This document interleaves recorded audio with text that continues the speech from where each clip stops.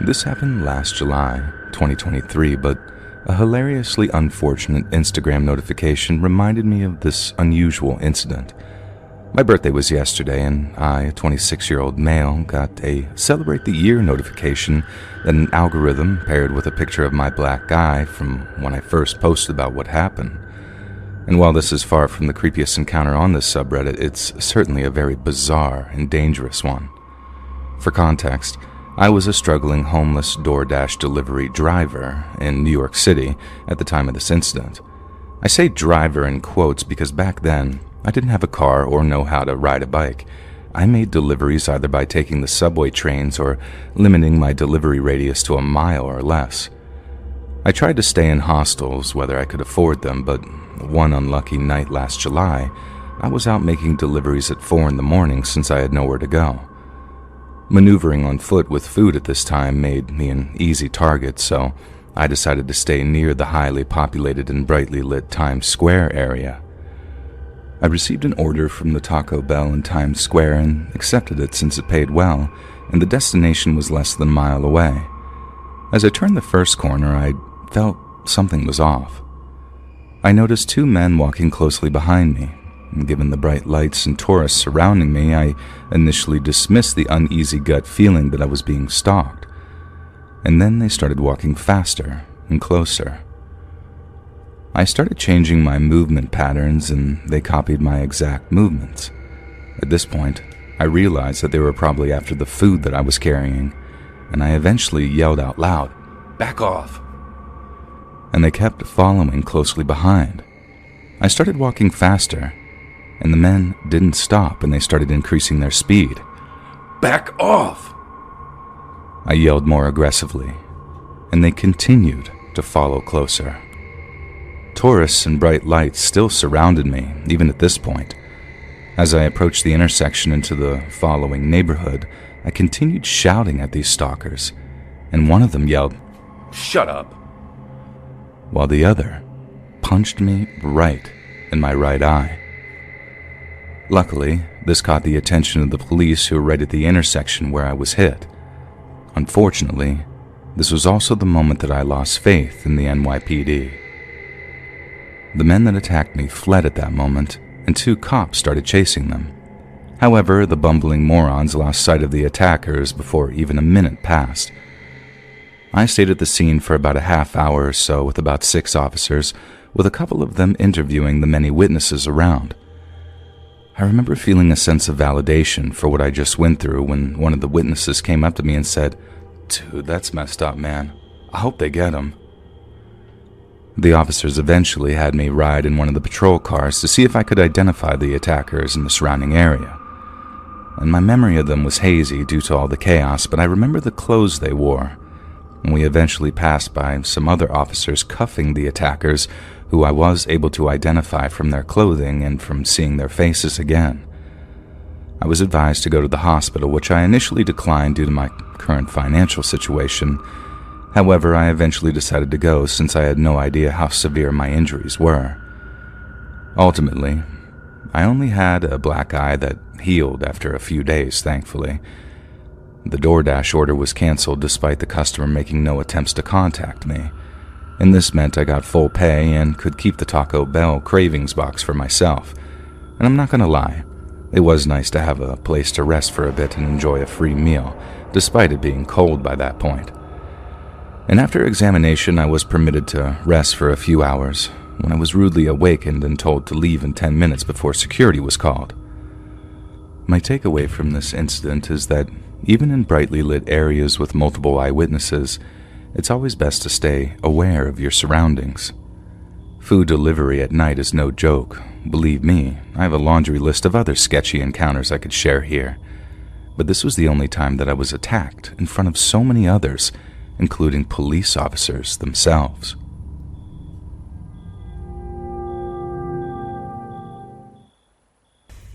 Hey guys, thanks so much for all the support. If you haven't subscribed to the channel yet, please feel free to do so. The girl. It was around 3 years ago when I found myself in a situation where I needed a job urgently. I'd been searching for a while, but had no luck until a friend of mine who used to work at Walmart offered to help. With his assistance, I was able to secure a job at Walmart, but it came with a catch. It was a night shift job. The shift would start at 10 p.m. and run all the way through till 11 a.m. the next day. At first, I was a bit apprehensive about the job, having never worked a night shift before, but as days went by, I got used to it. One night, as I entered the Walmart and changed into my uniform before starting work, I couldn't shake the feeling that someone was watching me. Glancing around, I noticed a new female employee staring at me intently. When our eyes met, she quickly averted her gaze and pretended to be busy with something else. I was stocking some products when I again noticed her, but this time she was standing by the time clock, staring off into space with a distant look in her eyes. I kept an eye on her and noticed that she seemed in a daze, lost in her thoughts. She started doing her work when she finally caught me looking at her. I couldn't help but observe that she seemed quiet and gloomy, as if she was carrying a heavy burden on her shoulders. In the middle of the night, at around 3 a.m., I was dozing off in my office chair, trying to keep myself awake when I worked. Suddenly, I heard a whisper in my ear that said, "Don't sleep." My eyes popped open, and I looked around, confused and disoriented. At first, I thought it was my manager checking in on me, but as I turned around, I saw it was the new girl. She was standing behind me, looking down at me with an intense stare. I felt a bit uneasy and wondered why she would meddle with me instead of focusing on her work. But I decided to ignore it, and stifling a yawn, I got back to work. The rest of my shift passed, being too focused on work, and I didn't have a chance to see her again. By the time I finished my work for the day, I felt drained of energy and barely had the mental capacity to focus on anything else. All I wanted to do was go home and relax. As I stepped out of the building, I took a deep breath of fresh air and began my journey back to my house, feeling revived that my day was finally over. As soon as I arrived home, I felt exhausted and headed straight to my bedroom for some much-needed rest. I dozed off quickly and slept for several hours. When I woke up at around 4 p.m., I heard my siblings bickering about a haunted place they had heard about. I didn't pay much attention to their argument and instead decided to grab a bite to eat since I was feeling famished. After satisfying my hunger, I went back to bed since I had to wake up at 9 p.m. for my night shift. I tossed and turned for a while, trying to fall asleep again, but my siblings' argument outside my room kept me awake for longer than I had hoped. Eventually, I managed to drift off. As soon as I opened my eyes, I reached for my phone to check the time and realized it was already past 9 o'clock. I felt a sense of panic rush over me as I realized I had overslept. I quickly jumped out of bed and headed to the shower. After finishing up, I dressed up hastily and rushed towards my workplace, hoping to make up for the lost time. I kept checking my phone for the time, feeling anxious with every passing minute. When I finally arrived, I was half an hour late, and my heart was racing as I prepared to face the manager's wrath. However, to my relief, he seemed to be in a good mood and let it slide despite my tardiness. I noticed I hadn't seen the new girl an hour into work. Maybe she was working in a different section, but when I didn't see her anywhere, it made me wonder if she had left after only one day. I couldn't help but feel a little curious and concerned about her sudden absence, with all sorts of questions in my mind. Had she found the work too challenging, or was it the office environment that didn't suit her? Or maybe she had some other reason for not showing up today. I could no longer contain my curiosity, so I approached the manager and asked him about the new girl I saw yesterday. However, his reaction was far from what I expected. He looked at me as if I had lost my mind and asked, "New girl? Who are you talking about?" I was taken aback by his response and repeated my question, but he still seemed confused. I explained that I'd seen a girl working yesterday, but he insisted that there was no new recruit after me. The more he denied her existence, the more anxious I became. As I returned to work, I couldn't shake off the feeling that something was terribly off. It was not possible that the girl wasn't real since I remember interacting with her. Suddenly, a chill ran down my spine as I wondered, was she a ghost or perhaps someone pretending to be an employee? The more I thought about it, my heart raced with uncertainty. My body tensed up and a chill ran down my spine, leaving me vulnerable and uneasy. It was as if I had stumbled upon a secret I wasn't meant to know.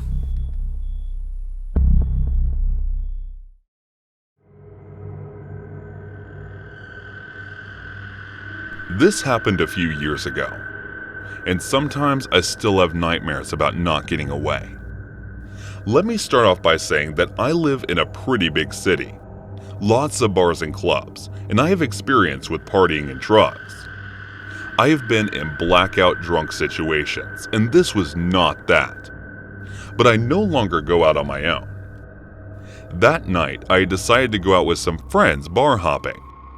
I mainly knew only one of the girls that I hung out with regularly, and the other two were more acquaintances. I was very outgoing and loved meeting people, so that was nothing new for me. We had a few drinks at a bar and continued on to the next one. We were having fun and a great time when one of the girls I didn't know well pulled out the party stuff sometime during our second bar visit. I decided to skip it because I wasn't looking to get messed up that night. But my friend said yes, and she and the third girl went to the bathroom. The second girl, let's call her Bob, kept insisting I go with the two others. I kept declining, but she got a little aggressive. After the third time I'd said no, my friend came back from the bathroom, and Bob acted like nothing had just happened. Then we met some guys who joined our group to have a flirt. And I was in a relationship, but my friend and Bob weren't. By the time the second girl had left and Bob and my friend was starting to get pretty messed up, I went to use the bathroom and texted my boyfriend that I was coming home soon, but saw that my phone was dead. When I came back to the table, the guys had given his shots. I was still pretty sober and declined the shot, but Bob shoved the shot into my hand, so to avoid a scene, I took it. I then went to tell my friend that I was heading home, but I took one look at hers and Bob's faces and I could see they were out of it. I was starting to feel pretty woozy myself at that point, so I grabbed all our stuff and started shoving them to go. The guys that bought the shots were protesting, but I wasn't getting any resistance from the girls. I hailed a cab, my phone was dead, so no Uber. And I remembered putting the girls in the back and telling the driver that we were dropping them off first, then going to my address. During the journey, I blacked out, but I remember dropping off my friend. Then I blacked out again and was alone with the driver. I was in the front seat and he was holding my hand. I looked around disoriented. I took in the sight of him holding my hand while driving, like he was my boyfriend or something. I saw my wallet in the center cup holder and the meter was off. He was telling me that he was taking me to a romantic place, but I told him no, and to please take me home as my boyfriend was waiting for me. He then said something along the lines of stop talking about him. I told you, which in hindsight indicates that I had told him already many times about him. He said he just wanted to pretend for a little and held my hand tighter. I didn't want to trigger a violent reaction, so I let my hand where it was and started to reach for my wallet with my other. He saw me let go of my hand and took my wallet from the cup holder to his other side where I couldn't reach it. I was still woozy and blacked out again. And when I came to my senses, we were parked near a very well-known romantic and touristy location in my city. Normally, this place was packed, but not that night. It's pretty far from anything else and surrounded by woods.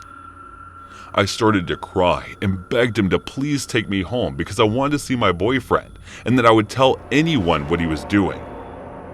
He looked at me and said, I will take you home if you pretend you are my girlfriend for a little while.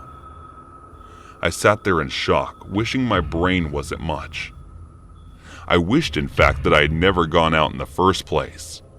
I wished I could see my boyfriend for the 1000th time that night. I said okay, and he smiled, put my wallet back in the cup holder, and I took it slowly, putting it under my leg. He took my hand and looked out the front window and out into the little lake that he had brought me to.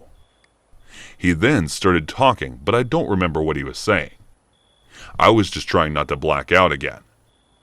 I waited for him to look at me and asked again for him to please take me home. He said only if I let him give me a kiss. I said no. He looked mad for a fraction of a second, and then squeezed the hand he was still holding. He then leaned in fast and kissed me anyway, but I kept my lips sealed tight against him, ready to fight, ready to bite and scratch and not go down easily.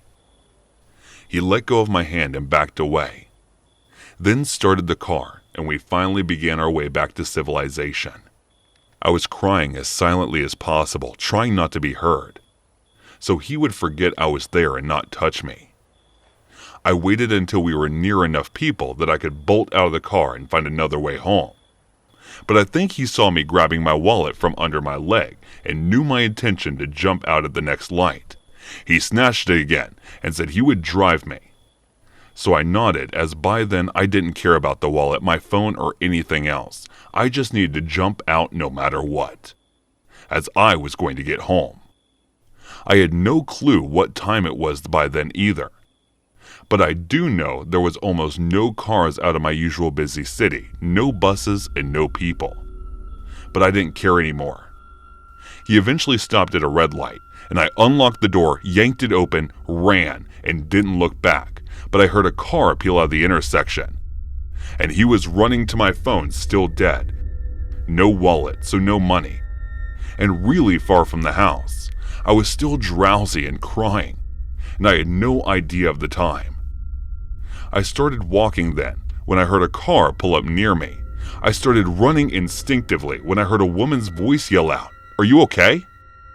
I stopped and turned around to the most beautiful person I have ever seen in the entire world, walking towards me slowly with her hands out in front as not to scare me.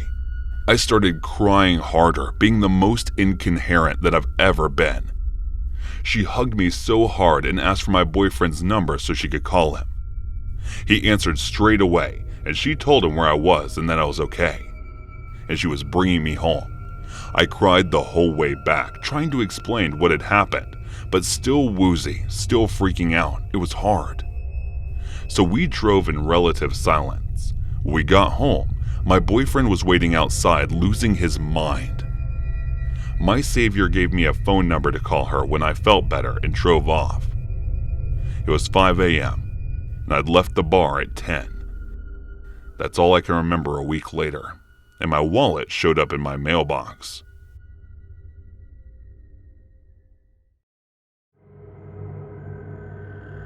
Around the cemetery. There was an old cemetery in a place with hills and dense woods. It was not just a resting place for the departed, but also a place full of stories and memories. This cemetery was special, holding the history of the town and the lives once lived there. When the sun set, the gravestones cast long shadows, and the cemetery seemed to wake up with a silent energy. Tom, a curious teenager who loved adventures, was often attracted to the cemetery. His friends warned him about the spooky atmosphere and stories of restless spirits, but Tom wasn't scared. He believed that the answers to the town's mysteries were hidden in the tales written on the worn tombstones. One dark afternoon, when the sky was covered with heavy clouds, Tom decided to finally explore the cemetery. As he went through the creaky gates, he felt a strange coldness in the air. Ignoring it, he walked on the narrow paths lined with old oak trees that stood like silent guards. The gravestones had the names of the town's founders, who built a life in the wild land. Tom ran his fingers over the writings, feeling the cool touch of the engraved words. Each name had a story of love, of sadness, of success, and of course, sorrow.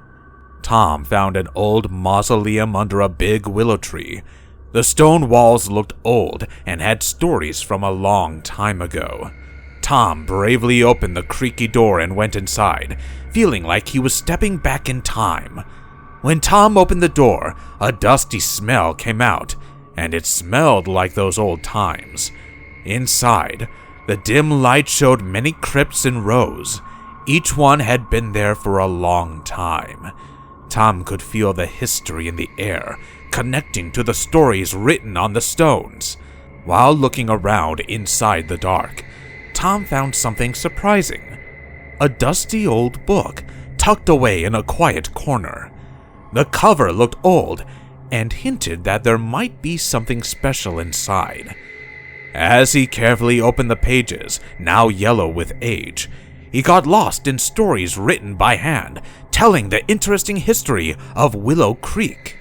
One story caught Tom's attention: the tale of Emily Turner, a young woman who had a sad end in the late 1800s. The writings told of a love that was not returned, a heart that was broken, and an early departure from the world. Tom was intrigued, feeling a connection to Emily's story, as if her spirit lingered in the air around him. With a newfound purpose, Tom set out to uncover the truth behind Emily Turner's early death. He talked to older town residents, searched through old records, and retraced the steps of the past. As he gathered the puzzle pieces, he found a story of love hindered by society's rules and a young woman's strength in tough times. Tom started going to the cemetery to visit Emily Turner's grave. He would sit beside it, telling stories and asking for advice. The longer he stayed, the more he felt a connection to the spirits. It seemed like the souls at rest found comfort in Tom's company, and the old stories turned into a gentle murmur that stayed with him during his journeys. One night, with the moon shining bright, Tom sat beside Emily's grave in the cemetery. A gentle glow surrounded the area, and the air seemed to shimmer with a magical light. To Tom's surprise, a see-through figure appeared. It was Emily Turner herself. Her eyes showed both sadness and gratitude as she spoke to Tom and told the story behind her death. Tom listened closely as Emily shared her memories, dreams, and the pain that kept her tied to the earthly world. In that surreal moment, a connection formed between the living and the departed, going beyond the limits of time and space.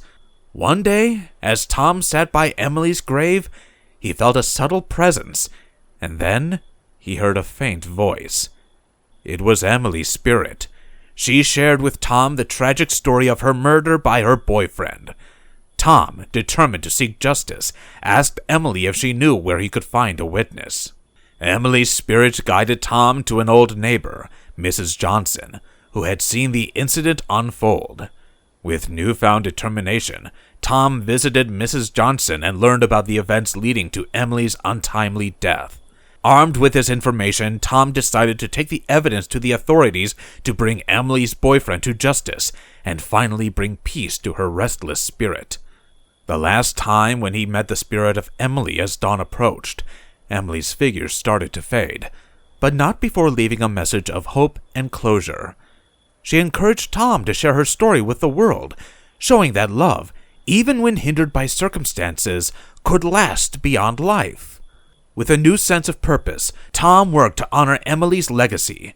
He wrote articles, organized community events, and shared the story of Willows Creek Cemetery with anyone willing to listen. The town, once wrapped in the shadows of forgotten stories, began to embrace its history and the spirits lingering on the cemetery's sacred grounds. As time went on, Willow Creek Cemetery changed from a place of whispers and darkness to a symbol of remembrance. People visited not because they were scared, but because they wanted to connect with the spirits that had shaped the town. The spirits, no longer burdened by untold stories, found peace as the living embraced the legacy they left behind. The small town of Willow Creek continued to thrive, and its cemetery became a living reminder of the power of stories, the strength of love, and the lasting bond between the living and departed. As the years passed, the cemetery's story became a cherished part of the town's identity. Families would come to visit their ancestors' resting places, sharing stories and laughter under the shade of old oak trees. The cemetery, once a mysterious and solitary place, now echoed with the warmth of community and the enduring spirit of those who had lived before.